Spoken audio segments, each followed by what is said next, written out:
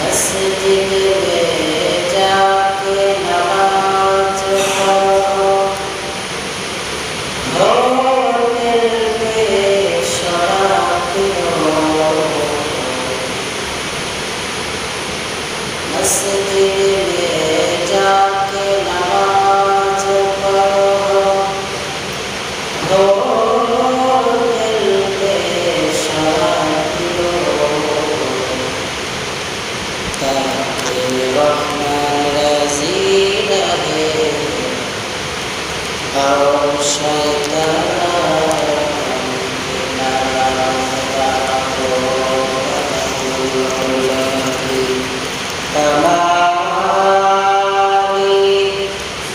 كشف الدجى بجماله حسنت جميع خصاله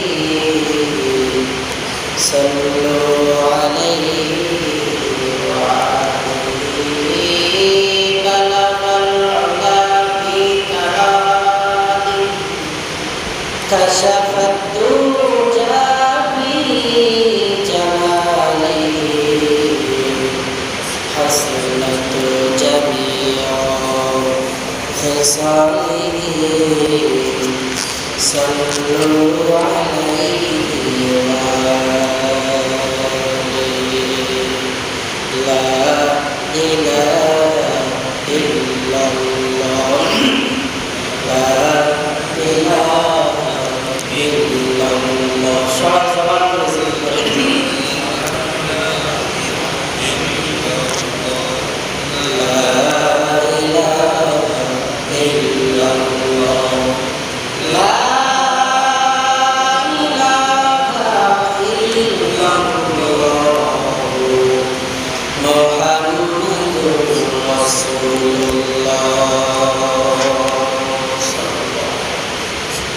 আলহামদুলিল্লাহ।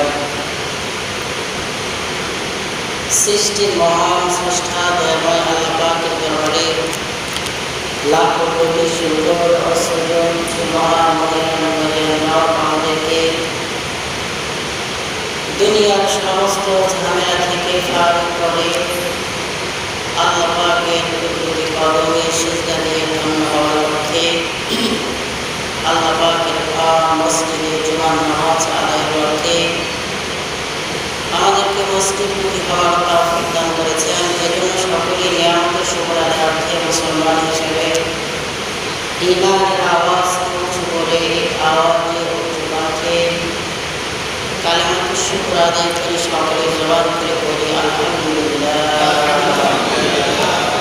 অতঃপর যে রব্বে কারীম আমাদের হেদায়েতের জন্য, মুক্তির জন্য, নাজাতের জন্য যুগে যুগে লক্ষাধিক নবী রাসূল পাঠিয়েছিলেন, তাদের মধ্যে আমার আপনার নবী সর্বশ্রেষ্ঠ নবী, যিনি দুজাহানের সরদার, মানবতার মুক্তির দিশারি, সাইয়্যিদুল মুরসালিন, রাহমাতুল লিল আলামিন, খাতামুন নবিয়্যিন, আফজালুন নবিয়্যিন নবী মুহাম্মদ মুস্তাফা সকলে করে সাল্লাল্লাহু আলাইহি ওয়াসাল্লাম। মুহতারাম মুসলিম, কোরআন কারীমের সূরা আন-নূর থেকে একটি আয়াত কারিমা তেলাওয়াত করেছে।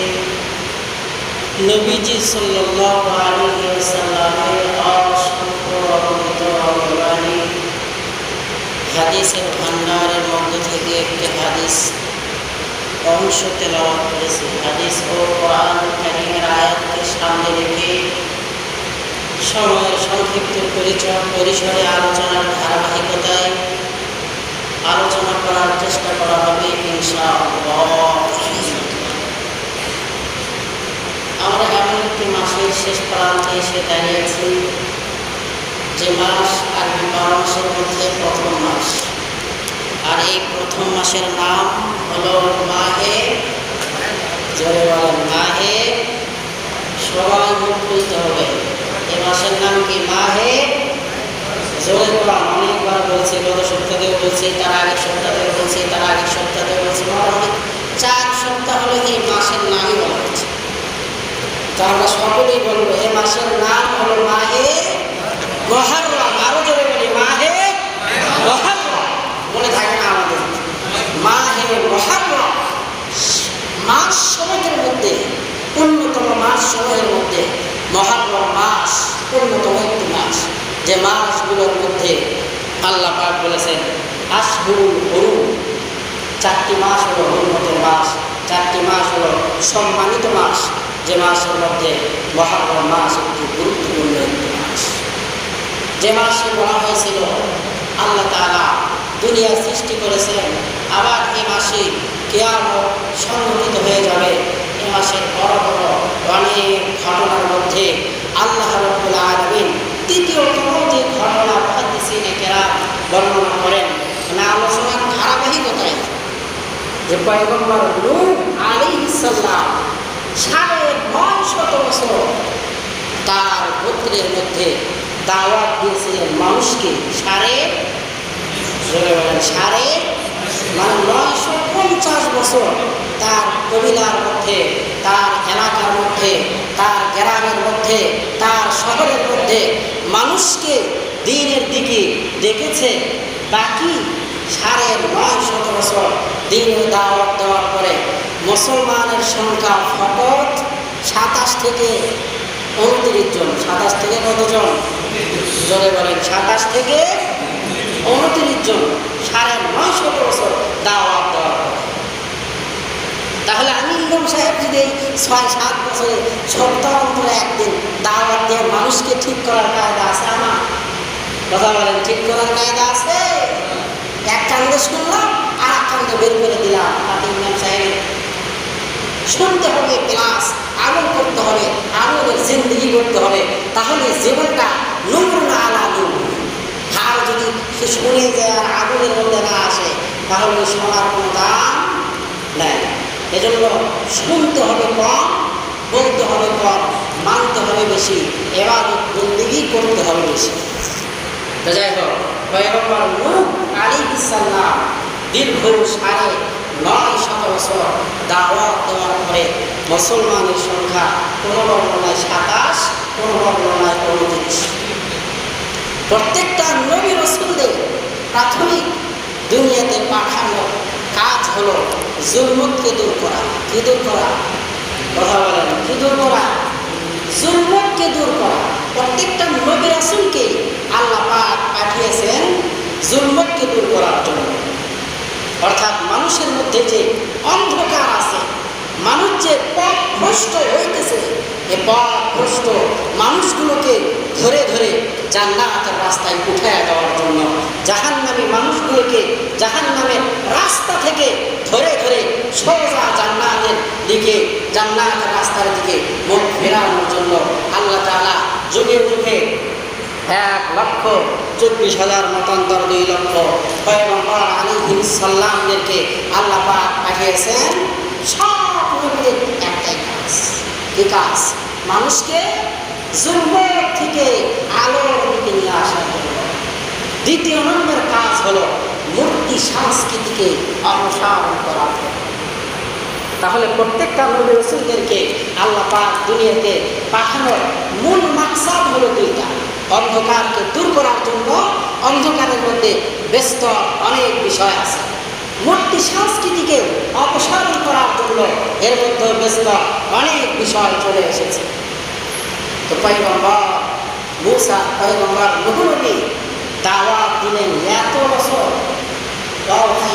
মূসা আল্লাহ তাআলা কেউ দাওয়াত গ্রহণ করল না। বাকি আল্লাহ পাক জানিয়ে দিলেন যে এর বেশি যতজন ঈমান এনেছে, এর বেশি আর ঈমান আনার সম্ভাবনা নাই।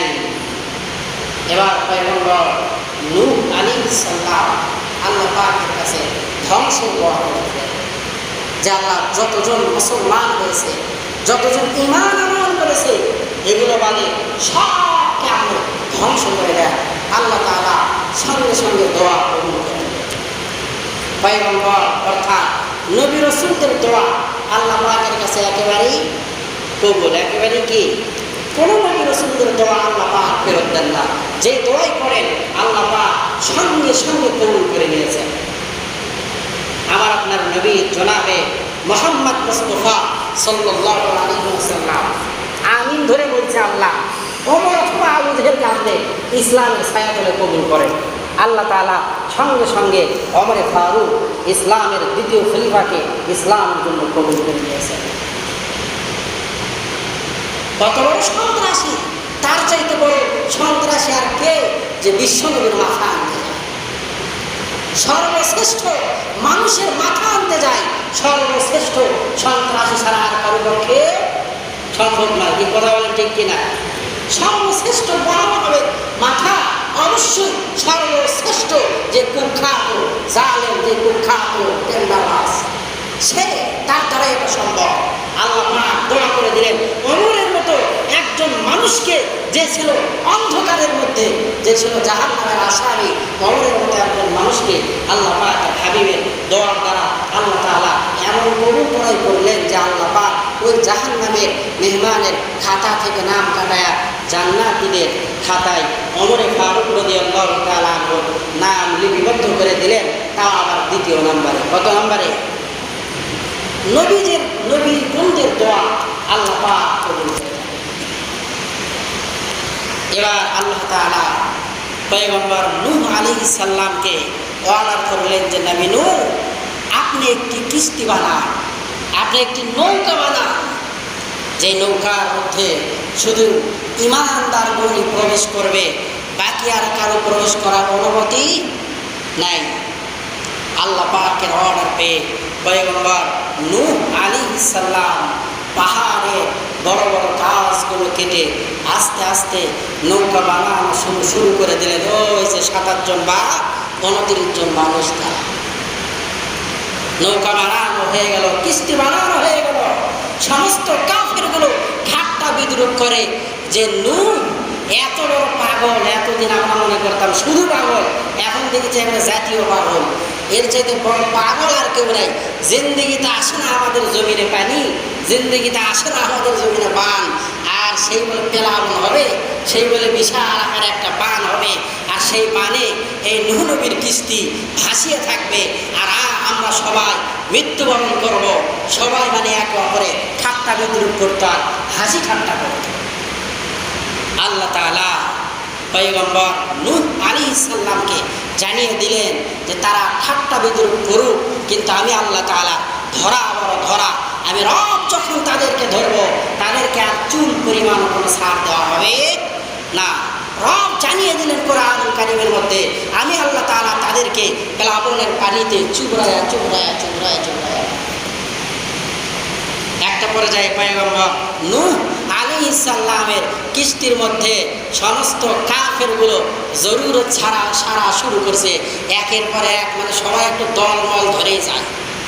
ঠাট্টা বিদ্রুপ বোঝেন না, সবাই একটু দল ধরে যায়, ঝাঁকে ঝাঁকে যায়, যাইতে যাইতে 1 তলা ফুল, 2 তলা ফুল, 3 তলা ফুল।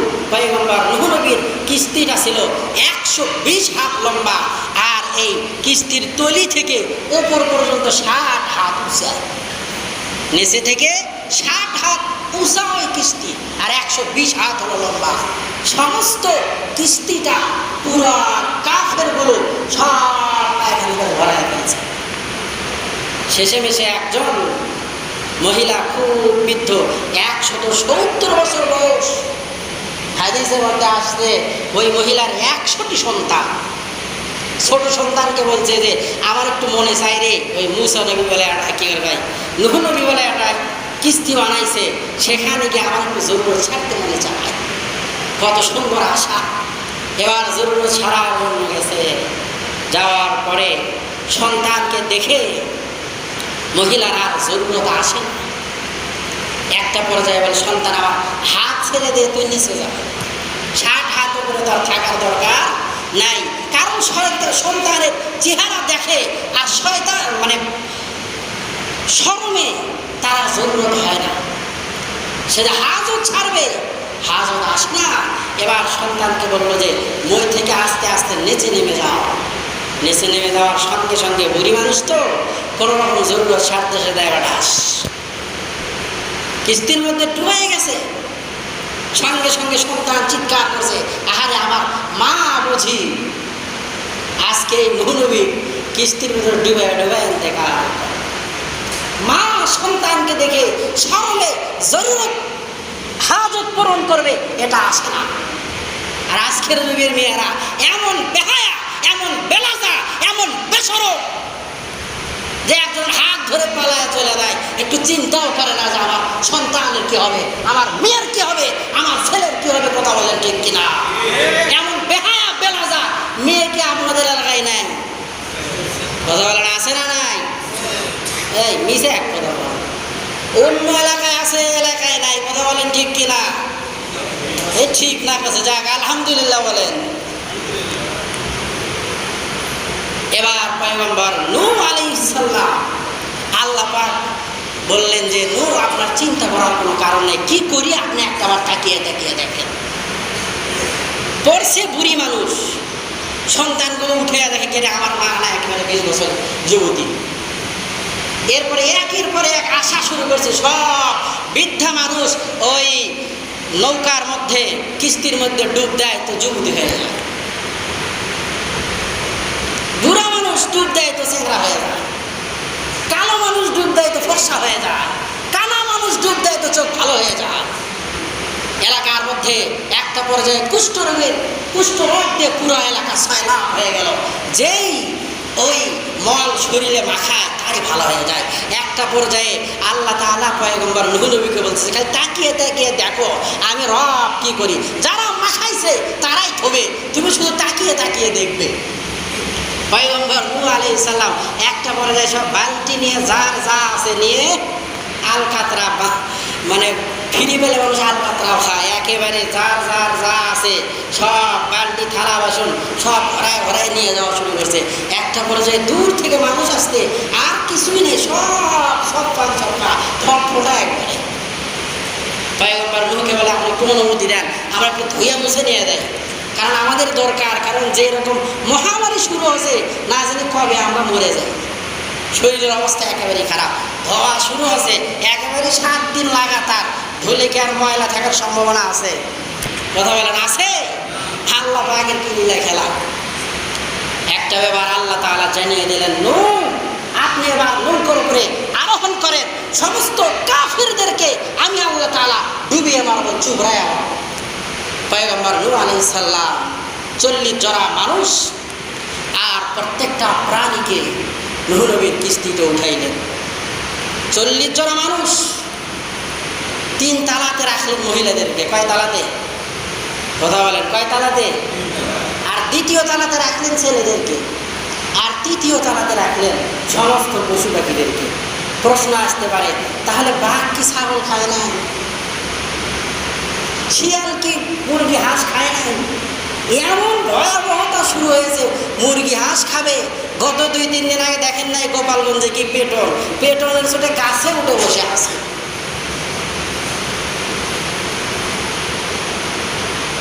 শিয়ালের ক্ষুধা নিবারণ হয়ে গেছে, বাঘের ক্ষুধা নিবারণ হয়ে গেছে, চতুর্দিকে ডুবে গেছে। যেটা সবচাইতে বড় পাহাড়ের উপরেও কয়েক ফিট পানি, কিছু আর নাই, যেদিকে তাকায় সেদিকে শুধু পানি পানি আর পানি। তৃতীয় তালাতে আল্লাহ পাকের নিজাম অনুযায়ী মহিলাদেরকে রাখলেন, দ্বিতীয় তালাতে ছেলেদেরকে রাখলেন। আর আমরা কোথায় রাখি? বড় দুঃখজনক হলেও সত্য যে বাবার জন্য দোয়া অনুষ্ঠানের আয়োজন করেছি, তানদারি করেছি, হুজুরিক নিয়ে গিয়ে দোয়াতে লেগে দিয়েছি। এখন তাকাবো কোন দিকে? ডাইনেও মেয়ে বামেও মেয়ে, যেই লাইনে ছেলে বসে সেই লাইনে মহিলা বসে, যেই লাইনে সন্তান বসে সেই লাইনে মাও বসে, যেই লাইনে দুলাভাই বসে সেই লাইনে শালিও বসে, যেই লাইনে বলবো নাকি যেই লাইনে শ্বশুর বসে সেই লাইনে বৌমাও বসে, যেই লাইনে ভাবি বসে সেই লাইনে দেবরও বসে, যেই লাইনে অমন্দি বসে, ভালোবাসাই কই অমন্দি বসে, সেই লাইনে শালার বউ বসে। এই জন্যই তো এলাকার থেকে শালার বউ অমন্দির লোকে বাইরে যায়। কথা বলেন ঠিক কিনা? ভুল কোথায় জানেন না যে সমাজ কোন দিন ঠিক হবে জানি না। বাবার জন্য দোয়ার অনুষ্ঠান তাদেরকে পরে খাইতে দেন। পুরুষদের ব্যাস হবে আলাদা, ছেলেদের ব্যাস হবে আলাদা। যদি একই পরিবারের হইতো তা না হয় মানা যাইতো, শ্বশুর শরীর এরপরে সন্তান ছেলে মেয়ে জামাই তা হইতো। শ্বশুর শরীর বসেছে, সেই লাইনে দেবরও বসেছে, তাহলে দেবরের সাথে তো ভাবি ভাগবেই, কারণ ভাই তো নাই। কথা বলেন ঠিক কিনা? সবাইকে সচেতন হওয়া চাই, মূলে যেন আমাদের ভুল না হয়। ওজুনাই ঢিবায় লাভ আছে। কথা বলেন, ওজুনাই ঢিবায় লাভ আছে? লাইলাতুল কদরে ঢিবাইলেও লাভ নাই। ওজু করতে হবে আগে, আমাদেরকে গোড়া ঠিক করতে হবে, এখন এরপরে আগাছা ঠিক এমনি হয়ে যাবে। এই জন্য আসুন আমরা আমাদের সমাজকে ইসলামী শরীয়ত অনুযায়ী আমাদের সমাজকে পরিচালনা করি।